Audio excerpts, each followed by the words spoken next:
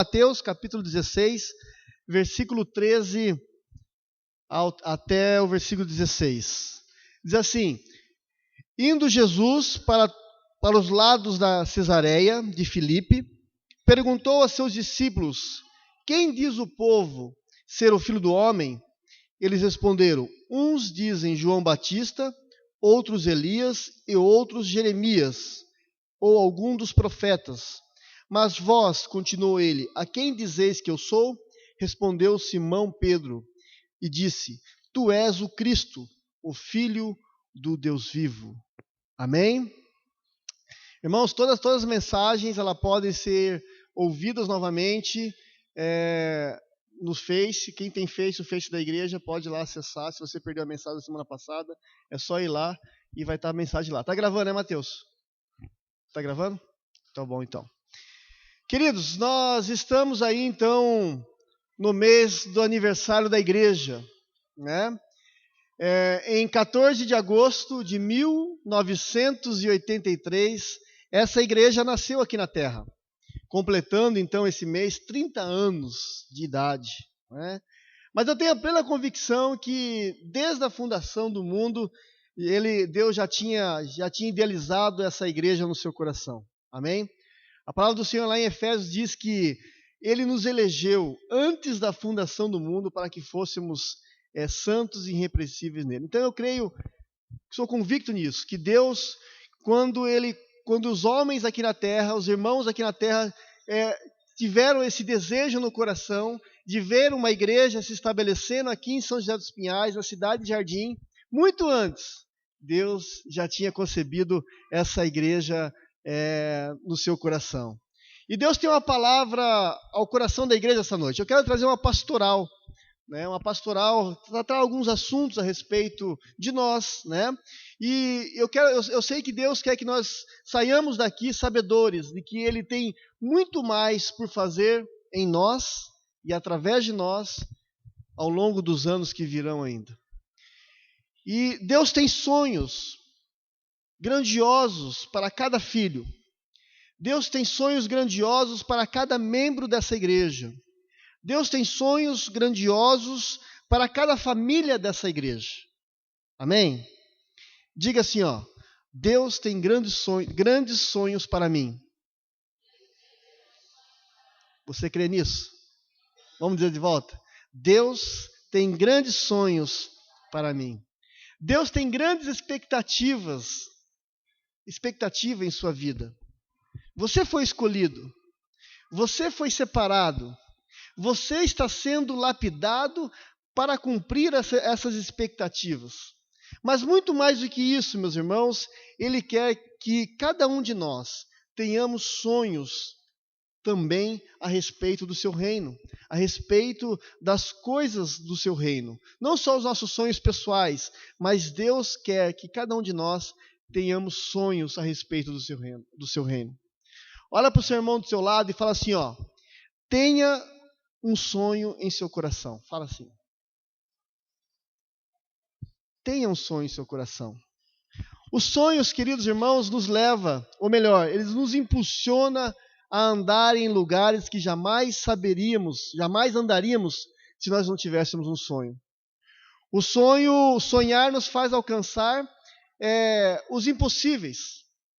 Sonhar nos ajuda a passar por situações que jamais suportaríamos passar se nós não tivéssemos um sonho.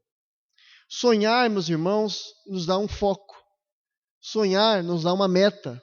Sonhar nos dá uma direção. E Deus é tão bom, meus irmãos, que Ele diz que Ele faz infinitamente mais do que pedimos ou pensamos. E com essa palavra, Deus diz essa noite, fala a cada um de nós, fala a cada um de vocês, Ele diz o seguinte: dobre o seu sonho. Olha para o seu irmão do teu lado e fala assim, ó: tenha um sonho. Agora fala assim para ele: dobre o seu sonho. Queridos irmãos, nós temos um Deus grande e honramos a sua grandeza quando sonhamos grande. Quando colocamos diante desse Deus grande projetos audaciosos. No entanto, irmãos, ao olhar para esse texto de Mateus, capítulo 16, Nós vamos ver através das palavras de Jesus de uma pastoral que Jesus dá aos seus discípulos, quanto às barreiras que nos impedem de vivenciarmos os sonhos de Deus em nossas vidas, de vivenciarmos os sonhos de Deus em nossa igreja, e o Senhor aqui nos mostra uma barreira através de uma única pergunta. Lá no versículo 15, ele diz: que dizem os homens ser o filho do homem? Quem dizes que eu sou? A grande barreira no crescimento de uma igreja, a grande barreira no desenvolvimento ministerial de cada um de nós, no desenvolvimento espiritual de cada crente, meus irmãos, é a falta de definição. Eu quero que você guarde isso no seu coração. Uma palavra muito simples, mas é algo que vai mudar, pode mudar a tua concepção de enxergar as coisas. Jesus aqui está pedindo uma definição de sua pessoa. E isso é um importante exemplo para cada um de nós. E eu quero fazer aqui uma dinâmica com vocês. Jesus pediu aqui para que cada discípulo definissem a sua pessoa. E os discípulos começaram então a dar alguns palpites. Você é Elias. Estão dizendo que você é Elias. Estão dizendo que você é João Batista. Até então que o apóstolo Pedro revelou a essência do mestre. Diz o seguinte: olha, tu és o Cristo, o Filho do Deus vivo. Definiu ali. Definição. Definir pessoas não é tão simples, meus irmãos. Eu vou fazer aqui uma dinâmica. Vou pegar aqui de bate-pronto aqui. Dona Thalita. É você mesmo. Defina o pastor Marcelo em uma palavra. Rápido, irmão. Vamos? Em uma palavra apenas.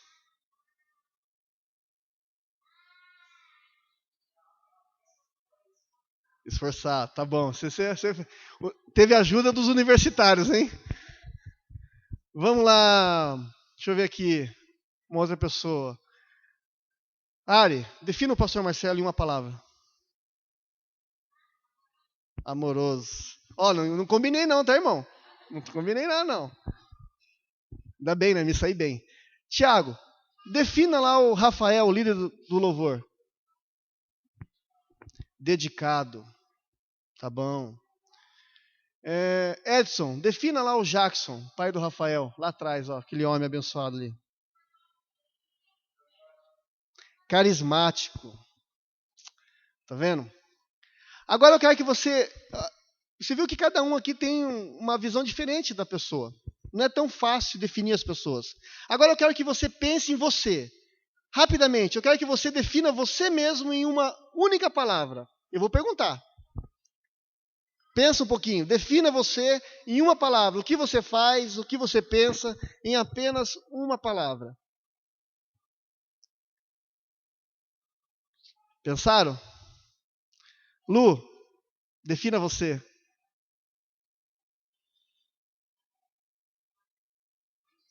Não tinha pensado. Camba, defina você, Camba. Amoroso. Helena, defina você.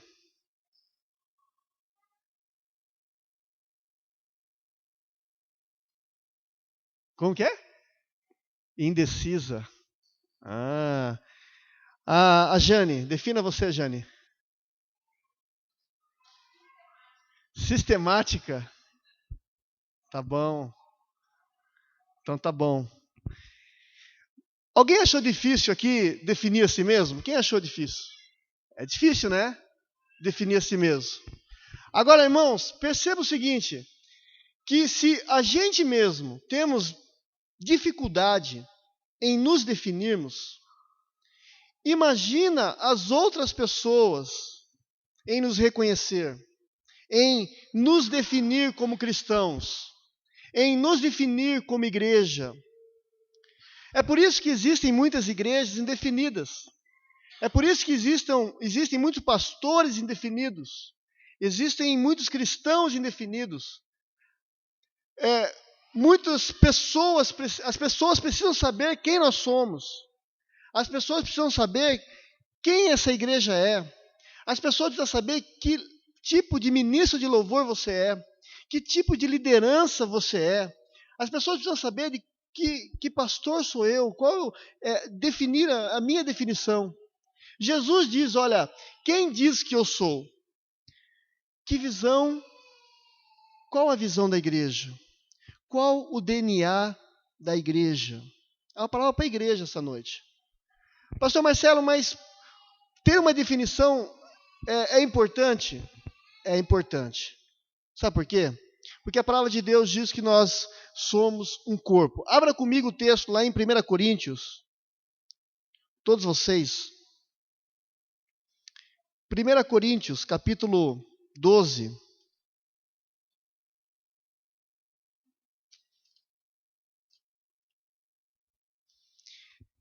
Nós vamos ver a importância da definição a partir desse texto. Capítulo 12, versículo 12 ao 31. 1 Coríntios, capítulo 12, do versículo 12 a 31. Diz assim: porque assim como o corpo é um e tem muitos membros, e todos os membros, sendo muitos, constituem um só corpo, assim também com respeito a Cristo. Pois em um só Espírito todos nós fomos batizados em um só corpo, quer judeus, quer gregos, quer escravos, quer livres, e a todos nós foi dado beber de um só Espírito. Porque também o corpo não é um só membro, mas muitos. Se disser o pé, por que não sou mão, não sou do corpo, nem por isso deixa de ser do corpo. Se o ouvido disser, porque não sou olho, não sou do corpo, nem por isso deixa de ser. Se todo o corpo fosse olho, onde estaria o ouvido? Se todo fosse ouvido, onde o olfato? Mas Deus dispôs os membros, colocando cada um deles no corpo, como lhe aprouve. Se todos, porém, fossem um só membro, onde estaria o corpo? O certo é que há muitos membros, mas um só corpo. Não podem os olhos dizer à mão, não precisamos de ti, nem ainda a cabeça aos pés, não preciso de vós. Pelo contrário, os membros do corpo que parecem ser mais fracos são necessários. E os que parecem menos dignos no corpo, a esses damos muito maior honra.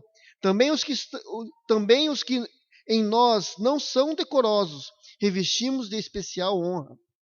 Mas os nossos membros nobres não têm necessidade disso.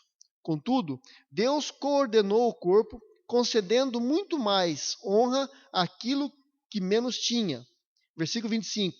Para que não haja divisão no corpo, pelo contrário, cooperem os membros com igual cuidado em favor uns dos outros. De maneira que se um membro sofre, todos sofrem com ele, todos sofrem com ele. E se um deles é honrado, todos com ele se regozijam. Ora, vós sois o corpo de Cristo, individualmente membros desse corpo. A uns estabeleceu Deus na igreja, primeiramente apóstolos, em segundo lugar profetas, em terceiro lugar mestres, depois operadores de milagres, depois dons de curar, socorros, governos, variedades de línguas. Porventura são todos apóstolos? Ou todos profetas? São todos mestres ou operadores de milagres? Têm todos dons de curar? Falam todos em outras línguas? Interpretam-nas todos? Entretanto, procurai com zelo os melhores dons. Aqui está a importância da definição. Cada um de nós fazemos parte do único corpo e temos uma função específica dentro desse corpo. E é por isso, meus irmãos, a importância de você saber quem você é e para que você foi chamado. Cada membro tem uma função específica. Cada coisa no mundo tem o seu lugar.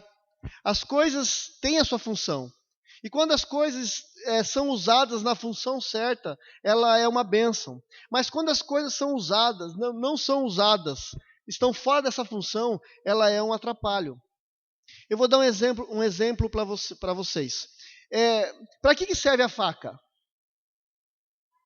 Para cortar. Beleza. Você pode usar a faca para tomar sopa? Por que não? Porque ela não foi criada para isso. Ela não foi criada para essa função. E ela só terá utilidade se for usada da maneira correta, para aquilo que ela foi criada.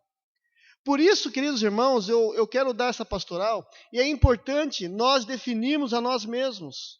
a nos conhecer e saber qual é o nosso chamado dentro da igreja, para que sejamos bênção dentro do corpo de Cristo. Quando você reconhece para o que você foi chamado para fazer, você tem segurança em fazer as coisas. Você fará as coisas com prazer e com excelência. Né? Não será um peso assumir uma responsabilidade. E não é assim também na vida secular, quando a pessoa ela muda de emprego, ou se não ela assume uma nova função dentro do emprego, as novas atividades nos deixam um pouco inseguros. Mas com o tempo nós vamos aprendendo aquilo, e aquilo vai deixando de ser, a insegurança vai saindo. À medida que vamos aprendendo a função ou atividade, nós vamos ficando mais seguros. Você sabe o que eu percebo, meus irmãos, é que quando a gente olha para a igreja, a gente vê muitas pessoas que sabem fazer muitas coisas. Mas para nós sermos excelentes naquilo que Deus nos chamou, é necessário fazer apenas uma. Você só será excelente para aquilo que você foi criado, para aquilo que você foi chamado. Você pode fazer várias funções, mas apenas uma você vai ser excelente. Pastor, o que você quer dizer com isso? Eu quero dizer, meus irmãos, que cada um de nós precisamos achar as nossas fundas e as nossas pedras. Ou seja, o nosso jeito de trabalhar na obra de Deus. Vocês conhecem a história de Davi? Davi, ele, quando foi enfrentar o Golias, o gigante Golias, ele experimentou a armadura de guerra de Saul. Mas, queridos irmãos, essa não era a arma de guerra de Davi. Ele não era um soldado. Ele não tinha habilidade com as armas de um soldado. Ele era um pastor de ovelhas. Ele era bom com pedra e com fundas. Essa era a sua arma. Esse era o seu instrumento de guerra, de afugentar os animais. Esse era o seu jeito de trabalhar na obra de Deus. Davi até tentou andar com a armadura de Saul, mas ele não conseguia se movimentar com naturalidade, porque como fazem os soldados quando usam essa armadura, porque ele não possuía essa experiência. Queridos, quando estamos fora da função, fora do chamado, nós também não conseguimos fazer as coisas com naturalidade. Tem muita gente no ministério errado.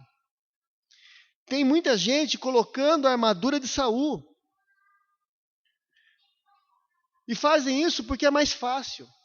Fazem isso porque já está pronta a armadura. Fazem isso porque é mais cômoda, já está no jeito. Fazem isso porque dá ibope. Usar a armadura do rei era um presente. Mas essa é uma barreira para o crescimento de uma igreja, para um crescimento pessoal nosso, espiritualmente falando. Por isso nós precisamos ter a definição de quem nós somos dentro desse corpo. Cada um de nós temos a importância, cada um de nós temos um chamado. E, queridos irmãos, e aqui está o segredo para uma igreja que cresce, para ter uma vida espiritual em crescimento. À medida que nós consigamos organizar o corpo nas funções certas, a igreja vai crescer. À medida que cada um entender o seu chamado, haverá crescimento espiritual, individual. Alguém pode dizer assim, pastor, como eu posso? Eu não sei qual que é o meu chamado. Eu não sei para que eu fui chamado ainda. Como eu posso reconhecer o meu chamado? Por onde eu começo? Eu vou dar 3 dicas aqui para você, por onde você pode começar. Para reconhecer o teu chamado nesse processo dessa caminhada. Primeira dica, é muito simples. Primeiramente, comece servindo as pessoas.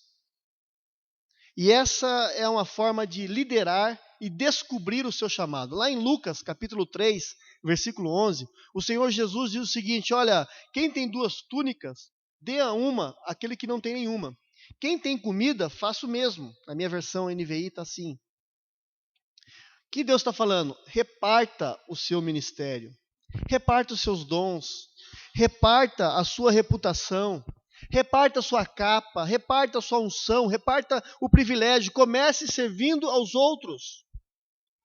Meus irmãos, se você não repartir os resultados do seu sucesso agora, essa atitude será o resultado do seu fracasso no futuro. Pode gravar isso aí. Eu achei bonito, eu gravei também. Eu não, é meu não, isso aqui alguém falou para mim uma vez.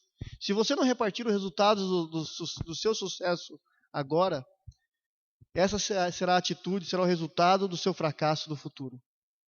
O dom que você tem, queridos irmãos, não foi dado para a sua edificação pessoal. O dom que você tem não foi dado para você, mas foi dado para a edificação da igreja, para um bem maior. O dom que Deus te deu não é teu, é para mim. O dom que eu tenho não é para mim, é para vocês.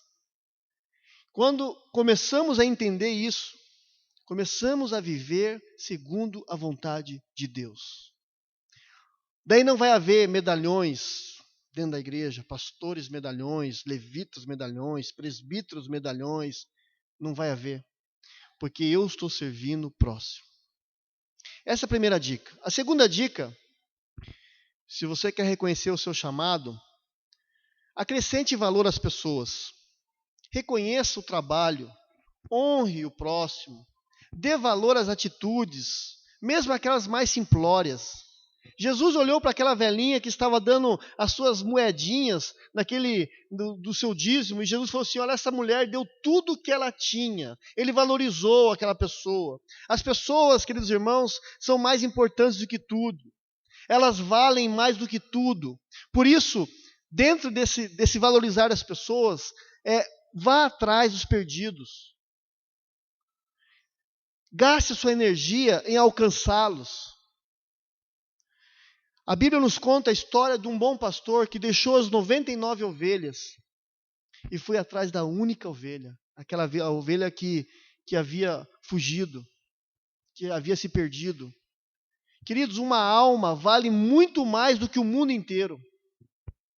Tem uma canção, eu não vou cantar porque senão os irmãos vão sair correndo aqui, mas tem uma canção, um hino, que vocês conhecem. Eu vou só declamar aqui a poesia, que é muito linda.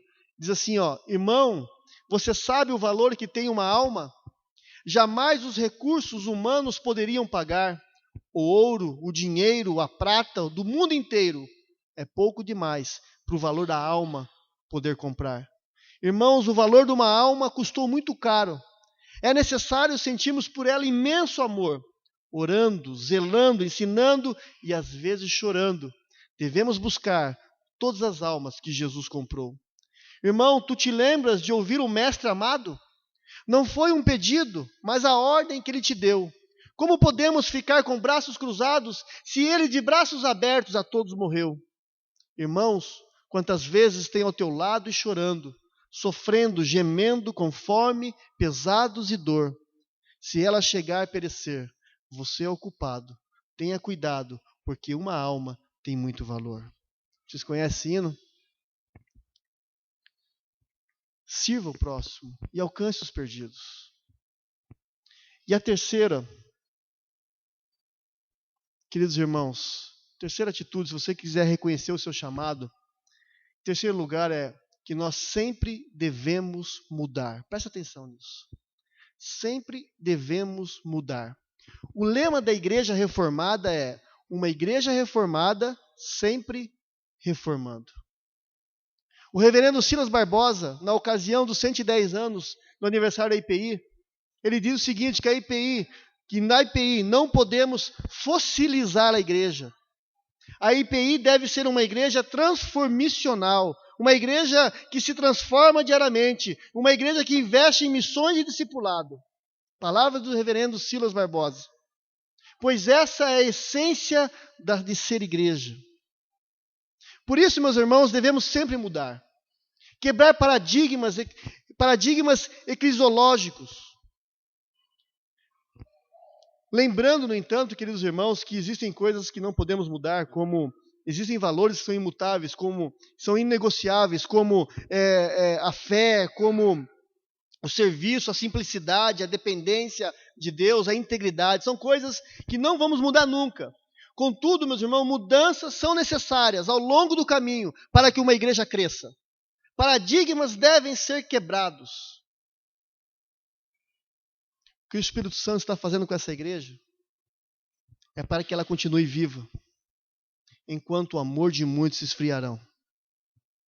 O Espírito Santo quer trazer um um renovo em nossos corações para que estejamos vivos. O Espírito Santo da verdade, ele vai nos conduzir, vai nos guiar na totalidade da verdade. Jesus disse: eu sou a verdade, eu sou a vida. O Espírito Santo está preparando uma noiva, meus irmãos, apaixonada por Jesus. E essa noiva sou eu e você. Essa noiva estará plenamente, em plena concordância com Jesus. A noiva do Cordeiro será exatamente apaixonada pelo Cordeiro. Deus está trabalhando em você. Deus está trabalhando em mim. Deus está trabalhando nessa igreja para alinhar o seu coração ao coração de Deus. 30 anos se passaram e Deus vai continuar fazendo a obra que começou no início de 1983. O plano principal de Deus, meus irmãos, não é que você ganhe dinheiro. Isso é muito bom. Alguns vão ser muito ricos para abençoar a igreja, para abençoar o próximo. Deus faz isso. Mas o plano principal de Deus, para mim e para você, é estabelecer o reino de Deus em mim, para que eu coopere com a obra de Deus.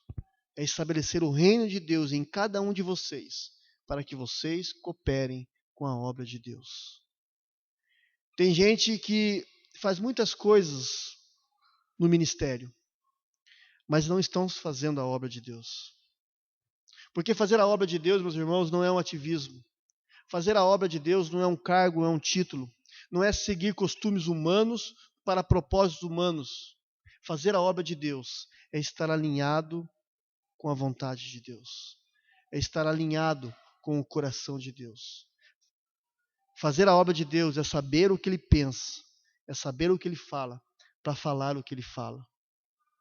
E a mesma graça que nos resgatou um dia do lamaçal do pecado, que nos tirou, nos firmou na rocha, é a graça que vai nos capacitar para sermos mais parecidos com Jesus e vermos uma igreja triunfante no bairro de Cidade Jardim. Amém? 30 anos que Deus estabeleceu essa igreja aqui. 30 anos de trabalho, de Deus moldando a cada coração, a cada vida. Muitas pessoas passaram por aqui. Muitos ficaram, outros já estão em outras igrejas, serviram ao Senhor em outros lugares. Alguns já ficaram pelo caminho, não estão servindo mais ninguém. Mas nós estamos aqui e esse cajado foi posto em nossas mãos. Vamos trabalhar para Jesus. Maranata, até que o Senhor venha. Amém? Feche seus olhos, vamos orar. Deus, obrigado, Senhor, pela Tua palavra. Que o Senhor, ó Pai, nos ajude, Senhor, primeiramente a nos conhecermos, ó Pai, a definirmos a nós mesmos, o que somos diante do Senhor, o que somos nessa igreja, por que estamos aqui, para quê? Para que o Senhor nos salvou? Tudo isso, Senhor Deus, são perguntas que cada um de nós precisa responder para nós mesmos, para que possamos, Deus, estar na função certa, para sermos bênção no corpo. Ajuda-nos, ó Pai. Pois sabemos, Deus, que se o Senhor nos ajudar, não nos ajudar, Senhor, muitas vezes o coração humano acaba se corrompendo e seguindo por caminhos que não te agradam, Deus. Tem misericórdia, Deus. Abençoa essa igreja, Pai. Abençoa as famílias dessa igreja, Senhor. Abençoa, Senhor Deus, cada adolescente dessa igreja, cada criança dessa igreja. Abençoa, Senhor Deus, cada líder dessa igreja. Senhor, nós precisamos da Tua mão poderosa sobre nós, Deus. Abençoa o grupo de louvor.